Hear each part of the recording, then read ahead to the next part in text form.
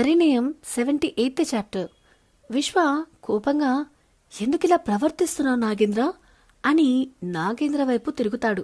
నాగేంద్రకి మాత్రం నోట మాట రాదు. ఎందుకంటే మొదటిసారి తను ఒక ఆడపిల్ల చేతిలో, అది కూడా అమూల్య చేతిలో ఓడిపోవడం తను తట్టుకోలేకపోతాడు. ఇంకా చెప్పాలంటే అసలు తను ఇలాంటి ఒక ఎదురు దెబ్బని ఊహించలేకపోతాడు. ఎందుకంటే అది కాదు అని చెప్పడానికి కూడా లేదు. ఆ వాయిస్ రికార్డర్లో ఉన్న గొంతు తనది అని చాలా స్పష్టంగా వినపడింది.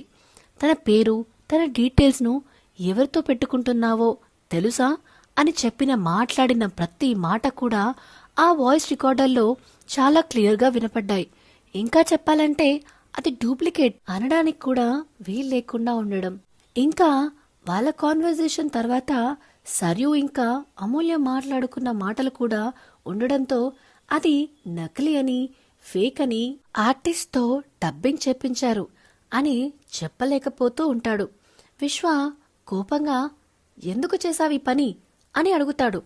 నాగేంద్రకి మాట రాక మౌనంగా మిగిలిపోతాడు. ఆ సిచ్యువేషన్ చూసి అమూల్య నవ్వుతూ, సార్, ఇప్పుడు నేను ఏ తప్పు చేయలేదని ప్రూవ్ అయింది కాబట్టి నేను వెళ్ళిపోవచ్చు అనుకుంటున్నాను అని చెప్పి సరియు వైపు చూసి, పదమ్మా వెళ్దాం అని అంటుంది.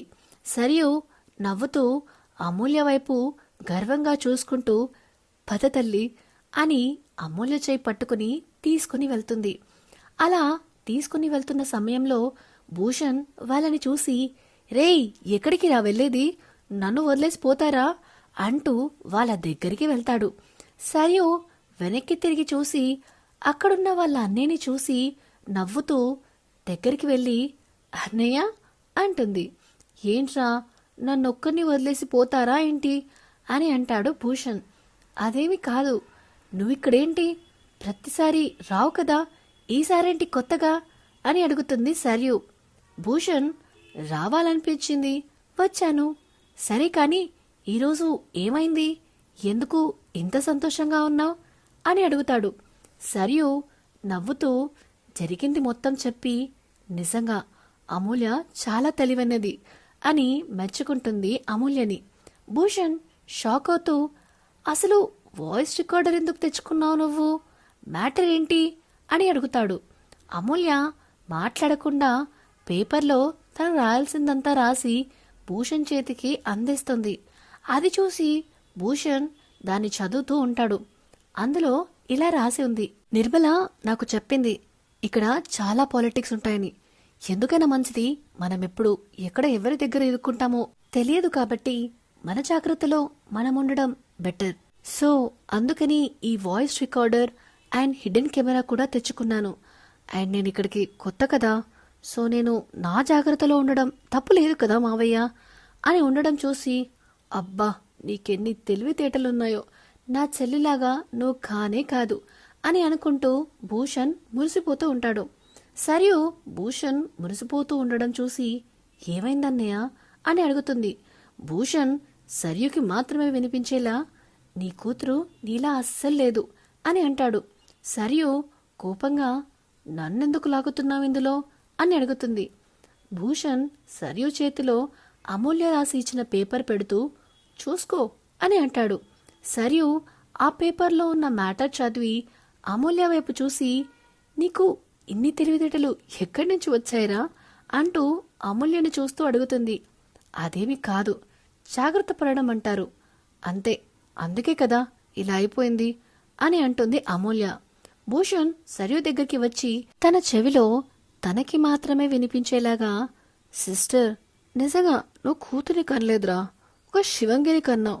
ఇన్ని తెలివితేటలున్నాయో నా సిస్టర్ బుద్ధులు అస్సలు రాలేదు అని నవ్వుతూ అంటాడు.